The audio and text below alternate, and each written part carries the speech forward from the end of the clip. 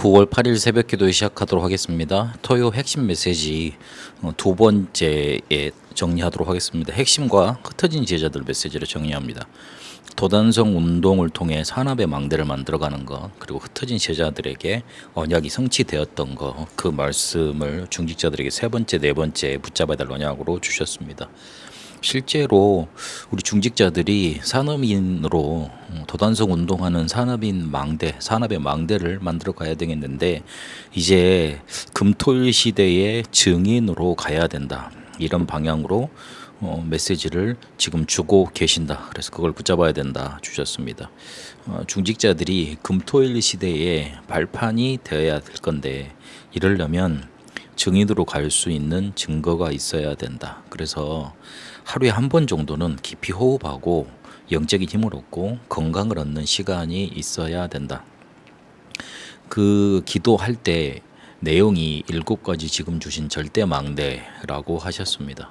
성삼위 하나님이 내게 임하고 보좌의 9가지 축복이 내게 임하고 삼시대 살릴 만한 증거가 임하고 공중권세에 사로잡은 자를 꺾을 수 있는, 이길 수 있는 힘을 얻고 5가지 위에서 주시는 권능과, 그리고 CBDIP라는 미리 응답받고 가는 언약의 여정, 그리고 내 산업과 내 현장 속에, 내 업 속에 3가지 뜰이 세워지는 것, 이게 우리가 기도해야 될 7가지 절대 망대인데, 이거를 하루에 한 번 정도는 깊이 호흡을 통해 영적인 힘을 얻고 실제로 건강을 회복하는 일이 있어야 된다 그러셨습니다. 이러면 우리의 산업이 망대가 되어지는데, 교회와 렘넌트와 그리고 실제로 산업이 도단성이 되는 일이 일어나고 3가지 뜰로 준비되어지는 응답이 나타난다. 그래서 진짜 우리가 해야 될 일은 후대가 주역이 되고 7천 제자를 살리는 헌신을 우리가 하고 빛의 경제가 되는, 경제 배경이 되는 그런 도단성 운동을 해나가야 된다 말씀 주셨습니다. 이러면 우리가 해야 될 게 다른 게 아니고 기도 시간에 일어나는 일을 확인하는 것, 그것만 우리가 해야 됩니다. 엘리사가 실제로 기도만 했을 뿐인데 하나님이 엘리사를 부르셨습니다. 엘리사는 언약이 정확했고, 언약이 정확했다는 말은 살리는 언약을 붙잡았다는 뜻입니다. 그리고 준비된 망대를 가지고 있었고 확실한 소명을 가지고 결단하고 나섰습니다. 자기가 농사 짓던 거 그거 다 버리고 다 불살라 버리고 나타났잖아요. 그래서 엘리사는 어떤 선택을 했냐면 미래 언약을 선택한 겁니다. 생도들이 당신의 스승이 하늘로 올리고 갈 걸 모르느냐, 그렇게 옆에서 물으면서 계속 여기에 머물라 그럽니다. 길갈도 선택하지 않았고 베델도 선택하지 않았고 여리고 그거 선택하지 않았습니다. 하나님이 주신 영감, 이것이 자기에게 망대를 세워져야 된다는 거, 그거 붙잡았던 겁니다. 내 안에 망대를 먼저 준비한 겁니다. 이러니 능력이 엘리사에게 임할 수밖에 없었습니다. 그렇게 엘리사가 망대로 서기 시작했고, 이 한 사람이 망대로 서니까 아람 군대가 도단성에 왔을 때 싸우지 않고 승리했습니다. 하나님의 군대가 자기에게 보호하고 있다는 건 알고 있었지 않습니까?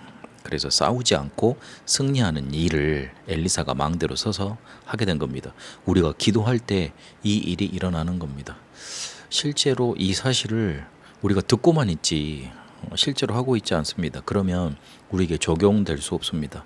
그래서 하루에 한 번은 7가지 절대 망대라는 거, 이 내용을 붙잡고 내게 임하도록, 그거 임하게 하기 위해서, 그걸 의식하기 위해서 호흡을 깊게 하라, 그렇게 말하는 겁니다. 그래서 우리 산업인들은 빛의 경제의 주역으로 교회 살리고 후대 살리고 선교하는 그런 응답을 받아야 되겠습니다. 교회에 가장 필요한 중직자가 뭐냐면 내 생각이 필요 없는 사람입니다. 하나님의 언약이 중요하고 하나님의 축복은 상상할 수 없을 정도입니다. 그래서 내가 먼저 살아야지, 내가 먼저 증인으로 서야지, 그리고 내 생각에 필요 없이 하나님이 이끄시는 대로 인도받아야지 빛의 경제 주역으로 쓰임받을 수 있게 됩니다. 4번째 중직자들에게 주신 메시지는 흩어진 제자와 언약성취 그러시면서 교회의 성전 건축, 이걸로 내 안에 3가지 뜰이 있어야 된다 그러면서 망대 하나 정도 만들면 된다 그러셨습니다. 서론에 다윗의 망대, 다윗이 이 망대를 만든 장본인이었고 실제로 다윗이 지은 성전에 세 가지 뜰이 포함되어 있었습니다. 근데 이 세 가지 뜰을 놓쳐버렸던 헤롯 선전이 망할 수밖에 없고 필요가 없어진 것 아닙니까?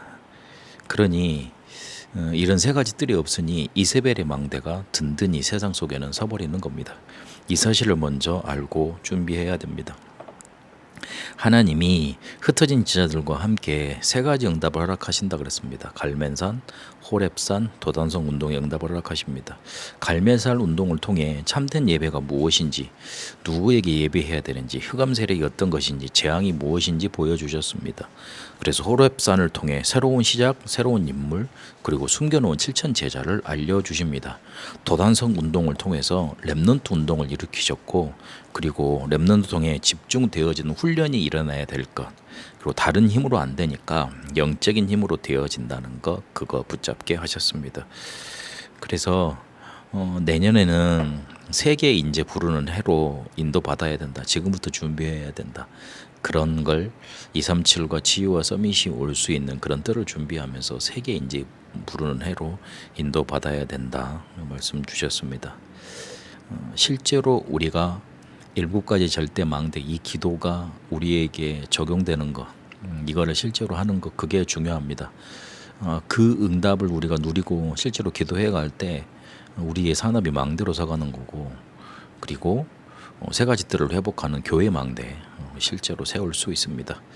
산업의 망대와 그리고 교회 성전 건축의 3뜰이 있는 그 망대가 여러분 언약 속에 담기고 실제로 기도 속에 담기는 응답 있게 되시길 바랍니다.